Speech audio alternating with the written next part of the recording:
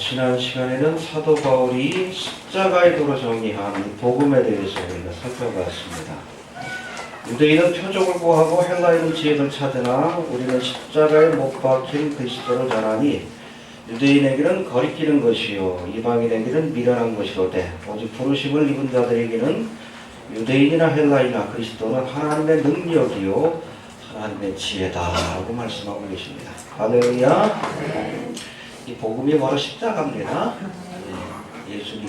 이 복음은 우리가 사전적 의미로는 굿뉴스, 또 그 내용을 살펴보면 예수 그리스도에 관한 소식인데, 그래서 우리가 마태, 마가, 누가, 요한, 복음, 알겠습니까? 예수님의 행적을 기록한 것을 우리가 복음이라고 하는데, 예수님이 행하신 일 가운데 가장 중요한 것이 십자가예요. 십자가에서 우리의 죄를 대신해서 대속의 사역을 완성하심으로, 할렐루야. 누구든지 예수를 믿기만 하면 죄사함을 받고 하나님의 자녀가 되는 권세를 얻게 됩니다. 알겠습니까? 이게 바로 사도 바울이 십자가의 도라고 표현한 복음이에요. 복음을 붙들어야 합니다. 이 약속을 붙들어야 돼. 누구든지 예수를 믿기만 하면, 우리를 대신해서 십자가를 지신 예수를 믿기만 하면 죄사함을 받고 하나님의 자녀가 되는 권세를 주겠다. 할렐루야. 이 믿음은 우리가 약속을 붙드는 거예요. 뭘 믿어야 돼? 약속을 믿어야지. 하나님의 약속. 그 약속의 핵심이 십자가의 도예요. 이해가 되십니까? 믿습니다 그러고 뭘 믿는지 몰라. 약속을 믿어야 돼요.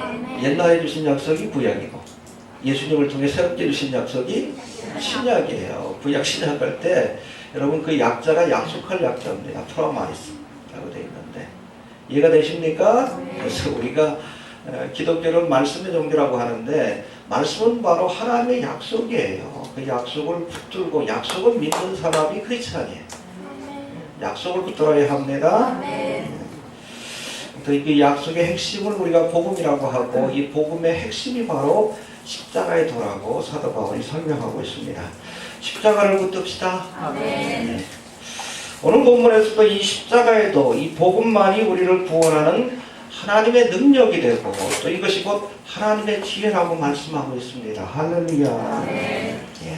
그리고 사도 바울은 이전의 말씀을 통해서 내가 너희 중에서 예수 그리스도와 그의 십자가에 못 박힌 것 외에는 아무것도 알지 아니하기로 결심했다. 할렐루야. 십자가의 도만 내가 전하겠다라고 결심했다는 거예요.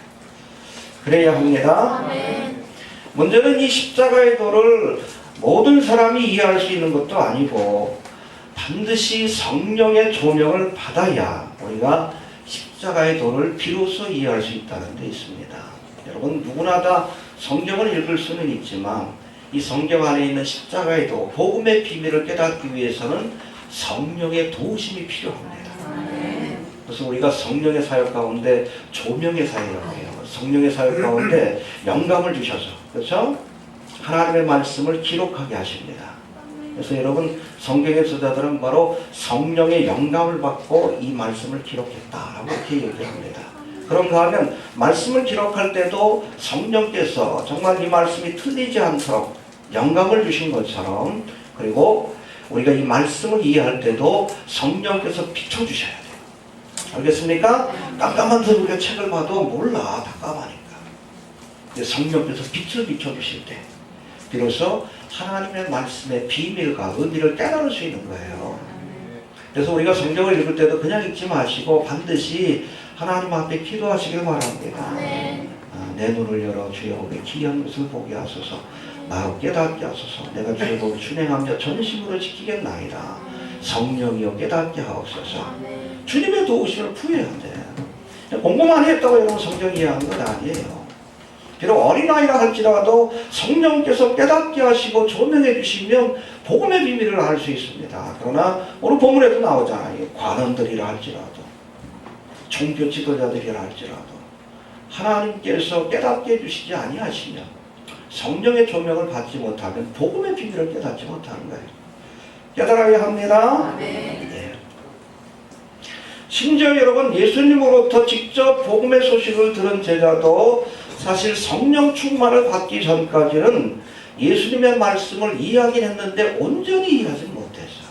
막연하게 이해했습니다. 그러나 오순절 마가의 다락방에서 성령 충만 받고 나서야 비로소 주님이 하셨던 그 말씀이 기억이 나고 그 의미가 깨달아졌어요. 할렐루야. 여러분, 십자가를 지시기 전날 밤 예수님은 마가의 다락방에서 12제자들과 함께 최후의 만찬을 나누시면서 십자가의 의미를 설명하십니다. 이제 내가 십자가를 져야 하는데 이걸 통해 대속의 사역을 이룰 것이다. 설명하셨지만 제자들은 사실 그 말씀을 제대로 이해하지 못했어요. 그러니까 십자가의 사건 앞에서 다 그냥 깜짝 놀래가 다 도망가잖아요. 근데 십자가의 도를 이해하지 못했기 때문에 그렇습니다. 그런 제자들에게 예수님께서는 이렇게 말씀합니다. 내가 아직 너희와 함께 있어서 이 말을 너희에게 하였거니와 보혜사, 누굽니까? 성령 하나님이 오시면 곧 아버지께서 내 이름으로 보내실 성령, 그가 너희에게 모든 것을 가르치시고 내가 너희에게 말한 모든 것을 생각나게 하시리라. 할렐루야. 성령께서 오실 때 비로소 그 말씀이 생각나고 의미가 무엇인지 깨닫게 될 것이다. 이렇게 말씀해 주셨어요. 여러분, 보혜사 성령님 오실 때 비로소 우리가 십자가의 도를 이해할 수 있는 겁니다. 알겠습니까? 예, 오늘은 바로 우리로 하여금 십자가의 도, 하나님의 말씀, 복음의 의미를 깨닫고 이해하도록, 그러므로 우리가 구원의 자리에 이르도록 도우시는 이 보혜사 성령, 성령의 사역에 대해서 우리가 본문을 통해 한번 생각해 보도록 하겠습니다. 첫 번째, 오늘 본문의 말씀에 보니까 사실 이 복음은 구약시대 때는 감추어졌던 하나님의 비밀이라고 이렇게 설명하고 있습니다. 7절 한번 다시 봅시다. 시작. 하나님의 지혜를 말하는 것이니 곧 감추어졌던 것인데 하나님이 우리의 영광을 위하사 만세전에 미리 정하신 것이라. 예, 이 복음, 즉 예수 그리스도를 통한 하나님의 구원의 계획은 만세전에 이미 정해진 것이다 라고 말씀합니다. 해봅시다. 만세전에 정해진 것이다. 미리 정해진 것이지만 지금까지 감추었다. 그렇죠? 오순절 마가의 다락방에 성령이 강림하실 때까지는 감추어졌던 비밀, 미스테리입니다. 미스테리, 영어로. 감추었던 비밀이라고 설명하고 있습니다. 이 만세전이라는 단어가 킹제임스 버전을 보면 before the world라고 되어 있어요. 세상이 생기기 전에.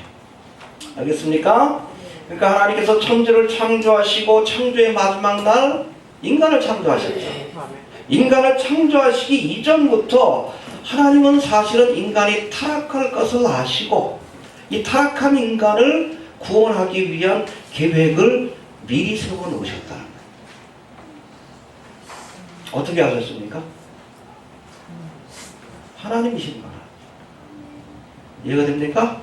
네, 인간을 창조하고 그들에게 자유의지를 주실 때부터 인간이 결국에는 하나님의 뜻에 순종하지 않고 타락과 죄악의 길로 갈 걸 아시고 미리 이 인생들을 구원할 계획을, 복음의 비밀을, 계획을 세워 놓으셨다는 겁니다.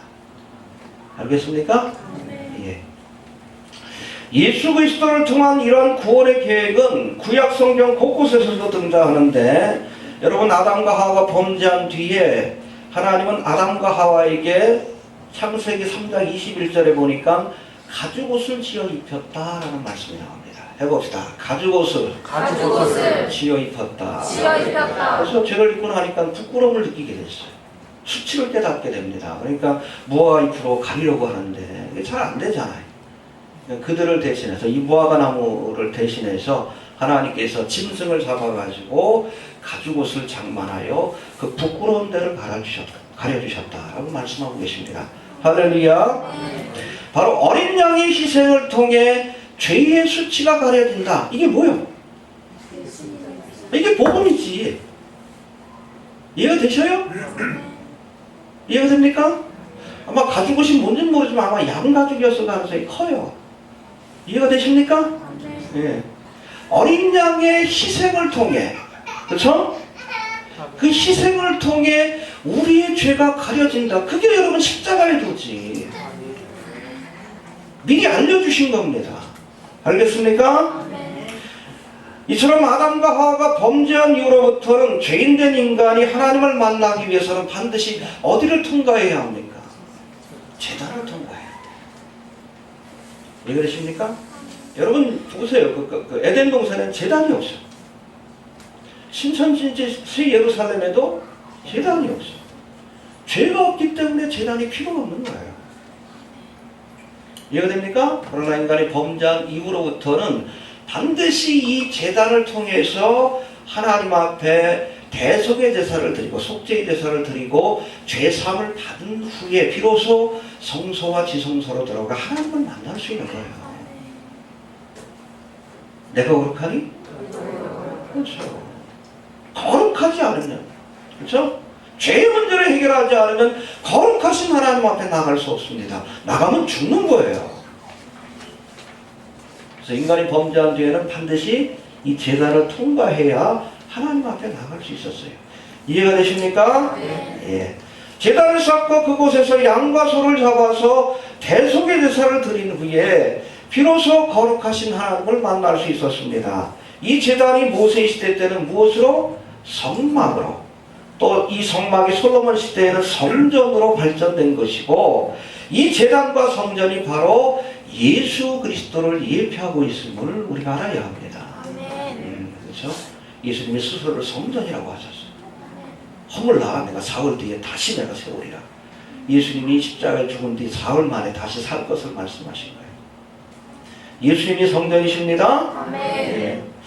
구약시대 당시 제단에서 드려진 이 모든 제물들이 바로, 그쵸, 거기서 바쳐진 소와 양과 염소와 비둘기, 이 모든 제물들이 바로 십자가에서 대속의 사역을 완성하실 예수 그리스도를 예표하는 그림자와 같은 역할을 하는 거예요.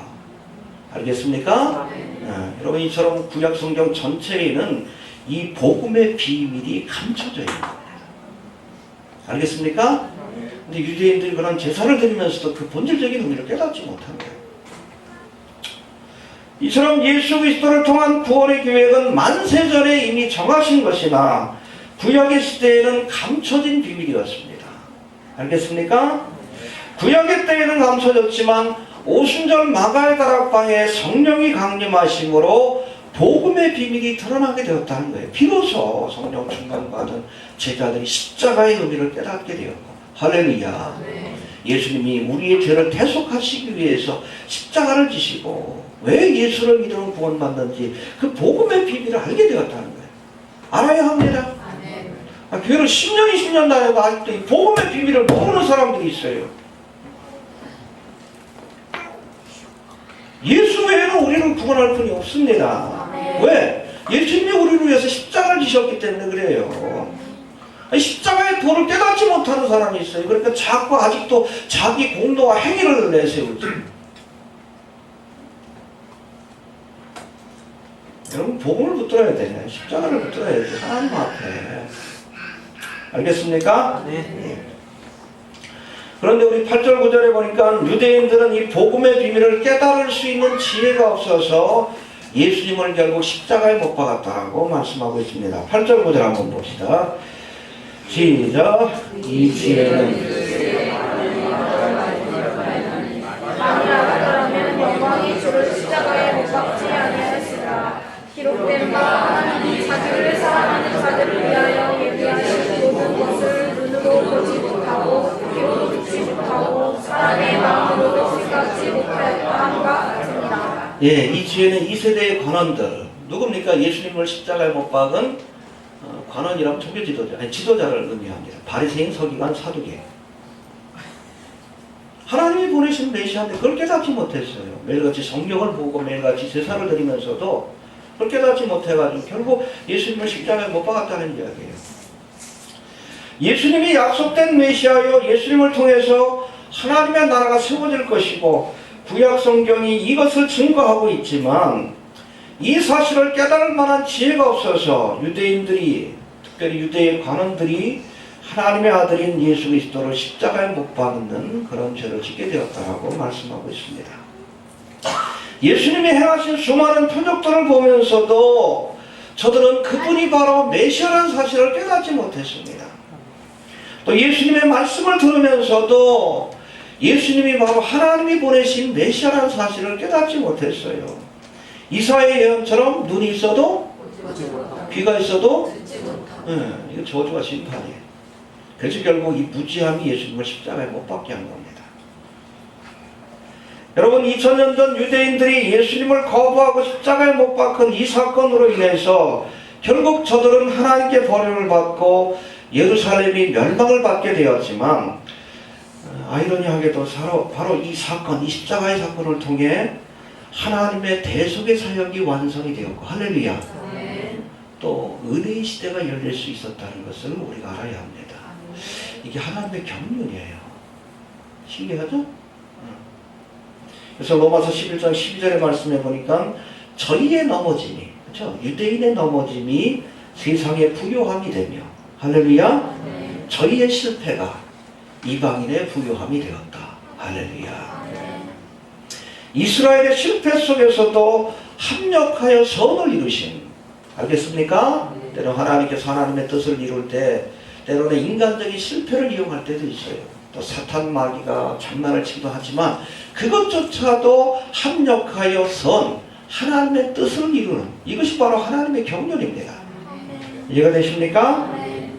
여러분 이스라엘의 넘어짐까지도 부요함으로 바꾸신 하나님의 경륜이 이와 같이 있었지만 사실 이스라엘 백성들은 하나님의 아들 예수 그리스도를 알아보는 지혜가 없었기 때문에 1900년 동안이나 결국 나라를 잃고 유리방황하는 삶을 살아야 했다는 것을 우리가 알아야 합니다. 알겠습니까? 내 백성이 그렇죠. 메시아라는 사실을 깨닫는 지식이 없어서, 분별할 수 있는 지혜가 없어서 하나님의 아들을 십자가에 못 박고 멸망의 길을 가게 되었다라고 말씀하고 있는 겁니다. 이해가 되십니까? 예, 여러분 깨닫게 해주셔야 돼요. 성령이 조명해 주셔야 돼요. 해봅시다. 깨닫게 해주셔야 한다. 깨닫게 해주셔야 한다. 여기 계신 분들은 쉽게 지금이 마지막 때라는 것을 아는데 너무나 많은 교회가 깨닫지 못해. 희한하죠? 어찌 보면 알게 해주신 거예요. 어제도 컨퍼런스 마지막 모임 요한계시록 22장까지 끝났는데 처음 제가 그 세미나 할 때 모신 분들한테 물어봤어요. 어떻게 하셨냐고. 어떻게 하셨냐. 제가 지금이 마지막 때라는 깨닫게 되는 그 과정, 하나님의 은혜라는 고백이 있었기 때문에 그래요. 알게 해주신 겁니다. 뭘 통해서든지 하나님께서 우리에게 알게 해주신 거예요. 너희의 눈은 귀는 복이 있다. 초림의 당시에도 대부분의 유대인들이 예수님이 메시아란 걸 몰랐지만 극소수 예수님의 제자들은 알았어. 할렐루야. 알았으니까 은혜의 자리에, 그렇죠? 은혜의 자리에 설 수 있었던 거예요. 알아야 합니다. 네. 그러기 위해서 성령이 조명해 주셔야 돼요. 성령 받지 않고서는 예수님을 구세주라고 고백할 수가 없습니다. 왜? 복음의 도리를 깨닫지 못하니까. 알겠습니까? 성령이 조명해 주셔야 예수가 그리스도임을 우리가 알 수 있고 복음의 분위를 깨달을 수 있습니다. 알겠습니까?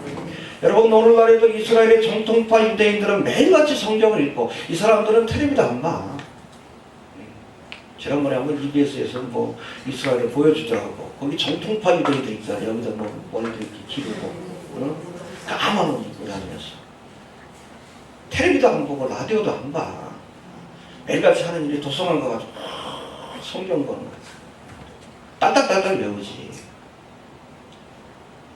구약의 말씀을 딸딸딸딸 외워.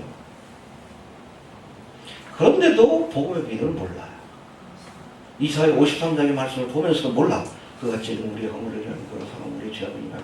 예수님 말한 말씀인데 그걸 읽으면서도 몰라. 딸딸딸딸 외우면서도 몰라요. 여러분 이사야 53장 말씀을 한번 봐요. 마치 십자가 밑에서 예수님이 돌아가시는 모습을 보고 쓴 것 같아. 복음서에서도 그렇게 자세하게 기록이 안 나와요. 근데 그런 말씀을 보면서도 이해를 못해. 보면서도. 눈이 가려진 겁니다. 이처럼 유대인들이 지금은 깨닫지 못하지만 여러분 7년 대환란의 기간 동안 저들에게 허락된 한 일의 그 기간 동안 성령에 붙들린 두 증인을 통해 저들이 복음의 소식을 들을 때에 민족적으로 회개하는 역사가 나타날 겁니다. 할렐루야. 성령이 깨닫게 해주셔야 돼요. 그럴 때 비로소 예수가 메시아임을 깨닫고 저들이 찌른 그를 바라보면서, 그렇죠? 저들이 2000년 전에 십자가에 못 박은 그분이 바로 메시아였다는 사실을 깨닫고 민족적으로 통일 작업하고 회개하는 역사가 나타나는 거예요. 깨닫게 해주셔야 합니다. 해봅시다. 깨닫게 해주셔야 한다. 여러분 전도할 때도 뭐 억지로 되는 거 아니에요. 하나님께서 깨닫게 해주셔야지. 깨닫게 해주셔야 합니다. 알겠습니까? 예, 이처럼 복음을 깨닫게 하시려고 성령을 주셨다라고 우리에게 말씀합니다. 10절부터 나와 있나 한번 봅시다. 10절부터 12절까지 시작. 오직 하나님이 성령으로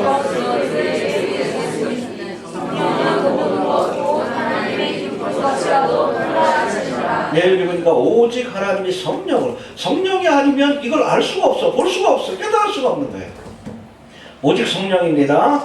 11절 봅시다. 시작. 사람의 사정을 사람의 속에 있는 영 외에는 누가 알리요. 이와 같이 하나님의 사정도 하나님의 영 외에는 아무도 알지 못하느니라. 우리가 세상의 영을 받지 아니하고 오직 하나님께로 온 영을 받았으니 이는 우리와 영은 하나님께서 우리에게 은혜로 주신 것들을 알게 하려 하시니 할렐루야. 하나님께서 예수 그리스도를 통해서 구속의 은혜를 주셨지만 성령의 조명을 받지 않으면 이걸 알 수가 없어요. 복음의 비밀을 알게 하려고 성령을 주셨다. 할렐루야. 예. 여러분 깨달아야 합니다. 예. 여러분 6절에서도 세상의 지혜나 관원의 지혜로는 하나님의 지혜를 알 수 없다라고 말씀합니다. 아무리 우리가 세상에서 공부를 많이 한 사람이라 할지라도, 그렇죠?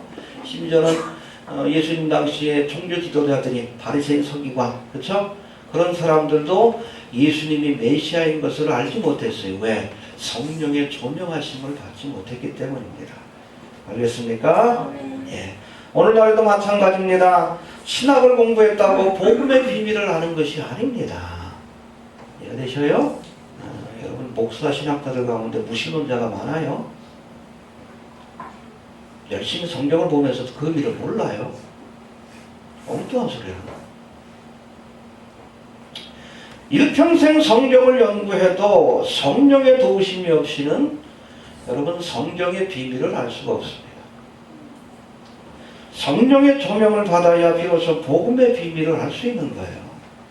알겠습니까? 간혹 보면 신학자들 가운데서도 세상의 지혜를 앞세워 하나님의 지혜를 어리석다라고 하는 사람들이 있습니다. 그렇죠? 시대가 바뀌었으니까 이제 교회도 동성애를 받아줘야 한다. 그럴듯하죠?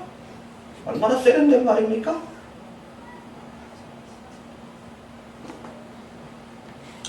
성령을 알지 못하니까 이런 망령된 주장을 하는 거예요. 이해됩니까? 여러분, 이게 자유신학자들은 이 세대의 변사예요. 시대의 철학을 쫓아가는 자들이고, 하나님의 말씀보다 철학을 더 소중히 여기는 사람들, 계시보다 이성을 더 소중히 여기는 사람들. 그런 분들 볼 때는 여러분, 이 하나님의 계시 말씀이 어리석게 보이지. 아이, 부닥다리 얘기지, 무슨. 요즘 같은 시대에. 근데 여러분, 하나님의 말씀은 어제나 오늘이나 영원토록 동일합니다. 아멘. 여러분, 진리가 바뀔 수는 없는 거예요. 기준이 바뀌지는 않아요. 인간의 타락한 마음 때문에 세상적인 철학은 바뀌지 않고, 윤리도 바뀌고 철학도 바뀌고. 근데 그 잣대를 가지고 성경을 여러분 재단하려고 해. 하나님의 지은 성경이 어리석게 보이죠. 그런 사람들에게. 여러분, 성령을 알지 못하는 자는 결국 하나님의 진리를 깨달을 수가 없습니다. 알겠습니까? 예.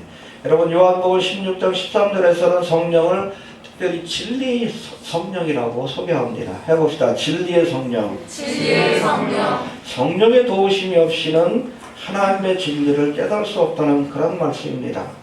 예수님이 부활 승천하시면서 제자들에게 부탁하신 것도 예루살렘을 떠나지 말고 약속하신 것을 기다려라. 할렐루야. 뭘 약속하셨어? 보혜사 성령을 보내주시겠다. 기다려라. 성령이 강림할 때까지. 그러면서 뭐라고 하십니까? 오직 성령이 너에게 임하시면 너희가 권능을 받고 예루살렘과 온 유대와 사마리아 땅 끝까지 이뤄내 승리되리라. 성령 받아야 비로소 복음의 진리를 깨닫고 또 성령 받아야 복음을 증거하는 증인이 될 수 있다는 거예요. 성령 받아야 합니다.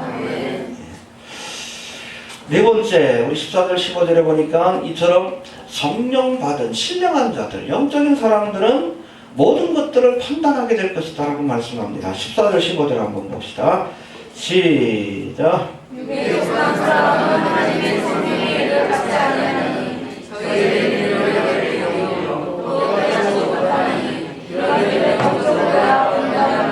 그렇죠. 육에 속한 사람, 세상 철학을 귀히 여기고 세상의 지혜를 귀히 여기는 사람들은 성령의 일을 받지 아니하고 오히려 하나님의 비밀과 지혜의 말씀이 비련하게 보이는 거예요.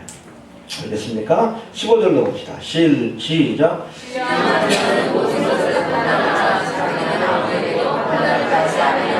예, 성령 받은 사람, 성령을 통해 하나님의 진리를 깨닫는 사람들은 모든 것을 판단할 수 있다. 판단하게 될 것이다 라고 말씀합니다.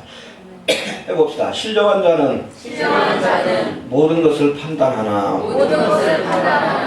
여러분, 성령을 받아야 비로소 하나님의 진리를 깨달을 수 있고 이 진리의 말씀을 깨달아야 비로소 세상을 판단할 수 있다는 겁니다. 알겠습니까? 예, 그 원어적 의미는 심판한다는 뜻이에요. 고린도서 6장 2절에도 보니까 성도가 세상을 판단할 것이다 라고 말씀합니다. 할렐루야. 우리가 마지막 때의 세상을 심판한다. 그렇죠? 요한계시록부터 나와요. 우리 성도들이 예수님과 함께 세상을 심판하게 되는 그 장면에 대해서 소개하고 있습니다. 할렐루야. 해봅시다. 성도가 세상을 판단할 것이다. 예. 근데 여러분, 이 세상을 판단, 즉 심판하는 기준이 뭐예요? 하나님의 말씀이지. 여러분, 법관이 그냥 대충 판단합니까? 뭐에 근거해서? 육법전서에 근거해가지고 형법 몇 조 명예 이거 하여금 너희에게 징역 6개월을 선포한다. 그거 아니야. 판단의 기준이 있어야지. 이게 뭐예요? 하나님의 말씀이 판단의 기준, 심판의 기준이에요. 알겠습니까? 재판관이라도 법을 모르면 판단을 내릴 수 없는 것처럼 하나님의 법인 말씀을 깨닫지 못하는 사람들은 세상을 판단할 수가 없는 겁니다. 이해가 됩니까? 예. 그러나 성령의 도우심으로 진리를 깨달은 자들은 모든 것을 판단할 것이다 라고 말씀하고 계십니다. 왜요? 하나님의 말씀에 비추어본 뭐가 잘못되고 문제가 있는지 알 수 있다는 겁니다. 알 수 있죠? 성경의 기준에서 보니까 지금 보니까 그야말로 소돔의 때가 롯의 때 아닙니까? 뭘 가지고 우리가 판단해요? 성령 말씀을 가지고 판단하는 거예요. 여러분, 성령의 도우심으로 말씀의 의미를 깨달은 자들은 모든 것을 판단할 수 있을 뿐 아니라 또 깨달은 그 말씀을 가지고 사실 세상을 판단하는 사명을 감당해야 돼요. 해봅시다. 세상을 판단하는 사명을 감당해야 한다. 비판하지 말라고 했는데 목사님 무슨 얘기하나? 판단해야 합니다. 이게 바로 선지자적 사명이에요. 이해가 됩니까? 세상은 몰라 자기가 죄를 져도. 그러나 우리는 압니다. 하나님의 말씀을 갖고 있기 때문에 이 죄로 인해서 멸망받을 세상을 향해서 우리가 선지자적 사명을 감당해야 돼요. 동성애 이대로 가면 하나님의 심판을 받는다. 전해야죠. 그렇죠? WC 종교통합은 배도의 길을 가는 것이다. 우리가 판단할 수 있잖아요. 전해야지. 침묵하면 안 돼요. 이게 선지자적 사명이에요. 예수님께서 비판하지 말라는 것은 그 사람을, 그쵸, 형제들 간에 그 사람을 화목을 깨는 일이기 때문에 하나님께서 그렇게 하지 말라는 거예요. 그러나 분명한 죄에 대해서 우리가 판단을 내려야 합니다. 그렇죠?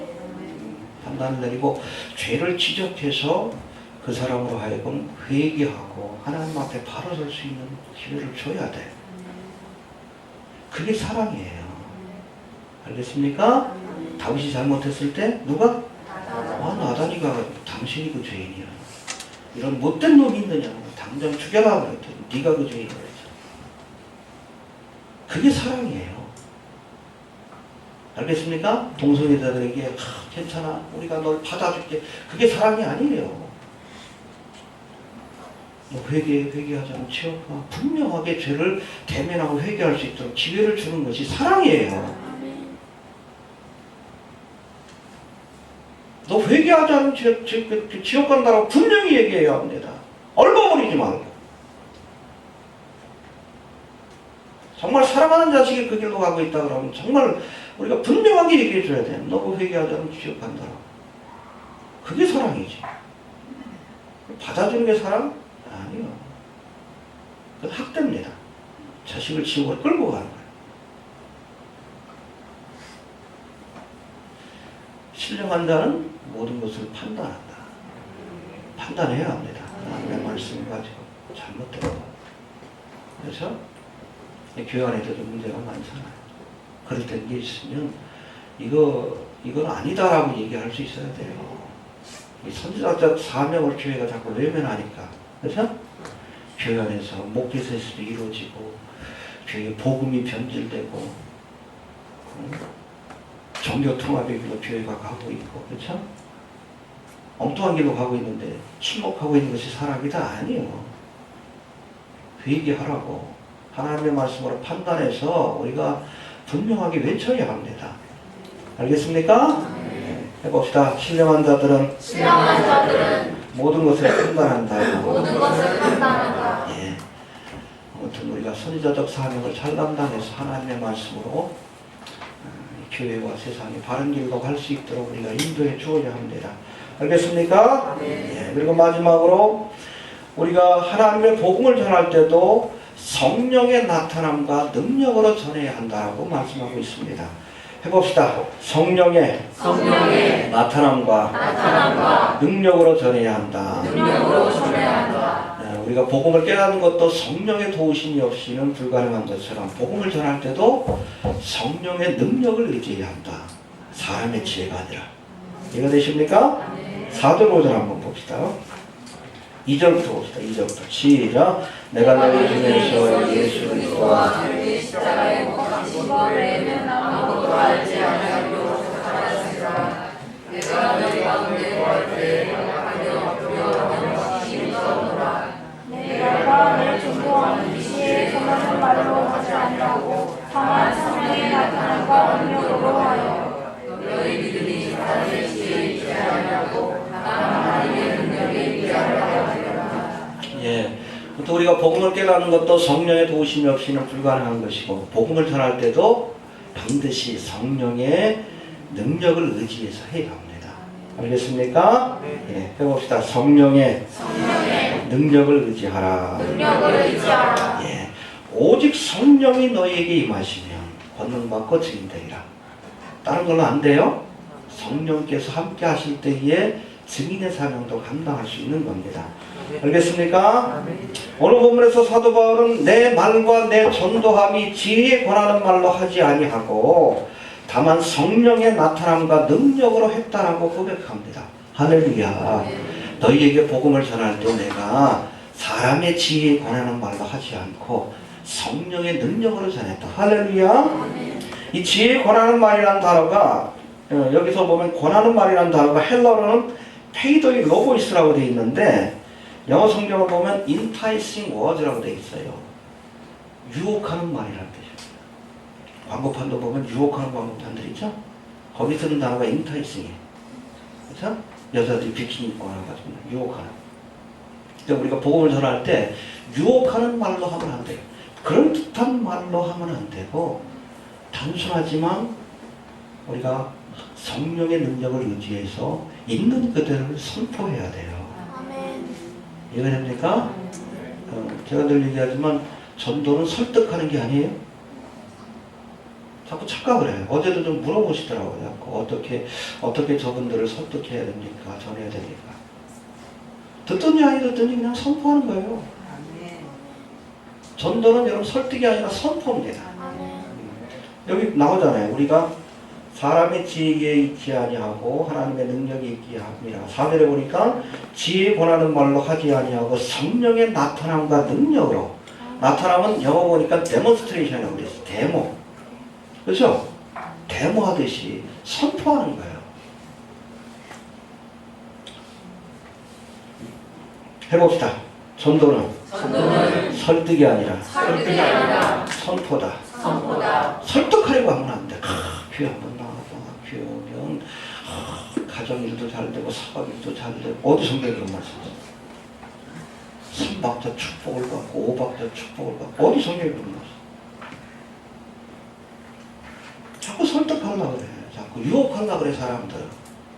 또 열린 예배라고 해가지고 그냥 교회를 아예 그냥 디스코장처럼 만들어가지고 사람들, 젊은 사람들 불러들. 그게 바로 인타이싱이에요. 유혹하는 거예요.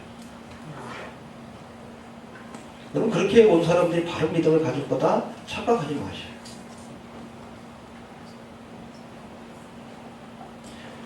그럼 복음은 선포하는 겁니다. 알겠습니까? 사실 이 사도 바울이 고린도에서 복음을 전하기 직전에 사역했던 곳이 어디입니까? 아덴이에요. 아덴에서. 지금 아덴이 어느 곳입니까? 아테네. 헬라 철학의 산실인 아테네입니다. 이곳에서 사도 바울은 우리 사도행전 17장에 보니까 이 헬라 사람들을 설득하기 위해서 철학적인 설교를 했어요. 보면 굉장히 현학적이고 철학적입니다. 너희 보니까 뭐 보이지 않는 신에 대해서, 알지 못하는 신에 대해서 이렇게 섬기는 그런 그 우상 있는 것을 내가 봤는데 이 알지 못하는 신을 내가 너에게 알게 하겠다 하고 하면서 쭉 설교를 하는데 굉장히 철학적인 설교를 했어요. 근데 문제는 그렇게 설교하고 나서 얻은 열매가 없었어요. 사람의 지혜를 가지고 설교를 했기 때문에. 가는 곳마다 많은 사람들이 정말 복음 앞에 무릎을 꿇고 그곳에서 교회를 세웠는데 아테네는 교회를 못 세웠어. 성령의 능력을 의지하는 것이 아니라 자기 머리를 의지해가지고 복음을 전했기 때문에. 이때 얼마나 낙심했던지 1년 반 동안이나 복음을 전하지 못했어요. 본래 자기 그 업이었던 장막 짓는 일을 하다가 그곳에서 브리스길라 아굴라를 만나가지고 그나마 용기를 내가지고 1년 반 만에 다시금 이 고린도로 와서 복음을 전하기 시작합니다. 그래서 세워진 교회가 고린도 교회예요. 바로 그걸 설명하는 거예요. 내가 너희 가운데 거할 때는 약하며 두려워하며 심히 떨었노라. 3절. 왜? 한번 실패, 트라우마가 생긴 거예요. 그리고 그때부터 결심한 겁니다. 내가 사람의 지혜로 설득하지 않을 것이다. 십자가의 도, 성령을 의지해서 십자가의 도만 전하겠다. 설득한다고 되는 게 아니에요. 성령의 능력을 의지해서 선포할 때 하나님의 역사가 나타나는 거예요. 이해가 됩니까? 네. 전도할 때도 설득하려고 하지 말아요. 믿어주세요 그러지 말아요. 권세는 우리가 갖고 있는 겁니다. 선포하고 믿든지 안 믿든지 믿으면 구원받을 것이지만 믿지 않으면 지옥 가는 거지. 계획에 진주를 주지 말고 계획에 거합한 것을 주지 말라는 말씀이 있잖아요. 그렇죠? 복음의 가치를 모르는 사람들에게는 침묵하라고 말씀합니다. 그리고 복음을 전할 때도 믿어주세요 그러면 안 돼요. 설득하려고 하지 마시고 선포하시길 바랍니다. 네. 주 예수를 믿어라. 그야말로 너 안에 죄를 얻으리라. 주 예수를 믿어주세요 그러지 않았어. 믿어라. 그럼 구원 받을 거야. 선포했지. 전에서 믿던 말던 그건 뭐 그 사람 책임이지. 저도 그래요. 지금 마지막 때를 하는 사역을 하지만 어찌됐든 하나님께서 보게 하시고 듣게 하셨으니까 전하는 것 뿐이에요. 보고 들은 것을 전하지 않을 수 없다. 안 전하면 내게 화가 임하기 때문에 그렇습니다. 들은 사람은 제가 설득하려고 한 적은 없어요. 그 본인들이 판단하는 거죠. 알겠습니까? 가끔 보면 블로그에 뭐 댓글 가지고서 막 논쟁을 벌이려고 하는 사람들이 있는데 제가 논쟁하지 않습니다. 스스로 판단해가지고, 그렇죠? 근데 지금 뭐 본인이 결정하면 되는 거지. 나의 할 말 한 거예요. 그렇죠? 그냥 제 블로그는 좀 불친절합니다. 뭔가 하면 그냥 들을 게 있는 자는 들으라는 거예요. 안 들어도 상관없습니다. 설득이 목적이 아니기 때문에 그래요. 하나님의 말씀에 미쳐볼 때 지금이 마지막 때라는 것을 보여주는 거예요. 그분들을 위해서 사역하는 게 아닙니다. 나를 위해서 사역하는 거예요. 왜? 내가 전하지 않으면 하나님의 심판이 있는 것을 알기 때문에 그래요.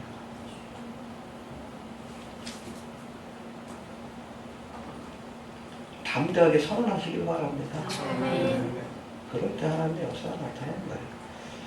이해가 되십니까? 예. 전도는 설득이 아니라 선포입니다.